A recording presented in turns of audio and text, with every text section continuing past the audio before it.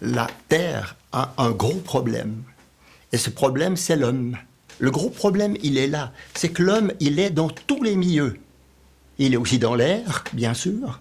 Et il s'allie beaucoup avec ses traces d'avion. Il est sous l'eau et il est partout sur Terre. Dans la plaine du Rhône, j'ai vu disparaître les alouettes. Et la plupart des oiseaux qui nichent au sol ont disparu des plaines. Et cette année, on apprend qu'il n'y a plus de perdrix grises en Suisse. Elles ont totalement disparu du pays. On parle toujours du dodo qui a disparu il y a très longtemps. Eh bien, la perdrix suisse est un oiseau disparu de Suisse en 2020.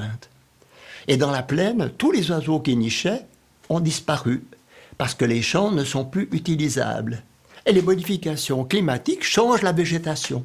Et la végétation est en train de grimper, la végétation, surtout des arbres à feuilles caduques, est en train de remonter de près de 200 mètres déjà dans les Alpes. Ça veut dire que les oiseaux vont pouvoir aller plus haut dans les Alpes, ceux qui étaient en bas et qui sont chassés, mais par contre, ceux qui habitaient au-dessus sont à leur tour poussés. Et c'est les oiseaux qui sont déjà peu nombreux, comme les tétralyres, le petit coq de bruyère, c'est la gélinotte dans les forêts, c'est la bartabelle en hauteur, le grand coq a pratiquement disparu de Suisse, à part dans le Jura. C'est une situation vraiment très étrange, parce que à la fois l'homme détruit et empêche, et en même temps la modification climatique chasse à la fois les oiseaux toujours plus loin, toujours plus haut. Plus la population d'une espèce diminue, plus elle a de risque, c'est pas de chance, de malchance, hein, de risque de disparaître à son tour. Exemple, il y a en 1980 au Grand Jet, sur cette grande surface qui est une réserve naturelle en plusieurs parties, et qu'on a améliorée, qu'on a entretenue, qu'on a modifiée en créant des étangs, etc. J'avais dans cet espace-là une population de rossignols qui a été recontrôlée et dont on a les résultats 2019-2020. Eh bien, en 30 ans, la population de rossignols des Grands Jets a diminué de moitié. 50% de perte d'effectifs. Ça veut dire qu'il y aura toujours plus de difficultés à ces oiseaux à reconquérir des espaces, à augmenter en fait à nouveau.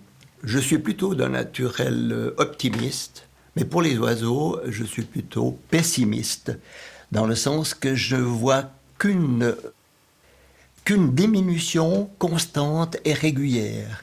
Et beaucoup d'espèces communes, les mésanges, tout le monde voit les mésanges, mais on ne se rend pas compte que la population a diminué de 30, 40 ou 50%. Dans les fermes, on a l'hirondelle rustique. On adore son chant, il est très joli. Mais bientôt, on ne l'entendra plus, parce que les fermes modifient leur organisation. Elles nichent dans les écuries et les étables. Il y a bientôt plus de chevaux, donc il n'y a plus d'écuries. Les étables, elles deviennent en stabulation libre, avec des grands bâtiments ouverts à tout vent, et les hirondelles détestent ce genre pour construire leur nid. Elles s'y fixent quand même de temps en temps. Donc là aussi, il y a un effet lié, constant, de diminution des populations. Chacun peut faire quelque chose, ou chacun pourrait faire quelque chose, mais il n'est pas sûr que ce soit à bon escient. L'idée la plus facile, la plus simple, c'est de mettre des nichoirs en bois ou autres dans les arbres pour aider les mésanges, c'est de mettre des nids artificiels pour les hirondelles partout où on peut, mais encore faut-il qu'il y ait des hirondelles dans la région pour qu'elles reviennent. Même si on fait, et je vois l'exemple des Grands Jets, il est fantastique, parce qu'on a une zone qui n'était pas protégée du tout avant 1970. Il y avait une petite réserve de chasse. Il y avait beaucoup d'oiseaux.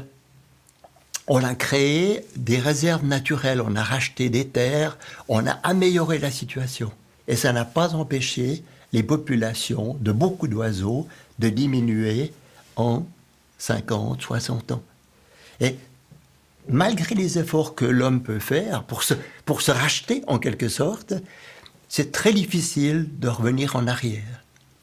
La situation de la bifaune en Suisse, elle est, il faut bien le dire, difficile.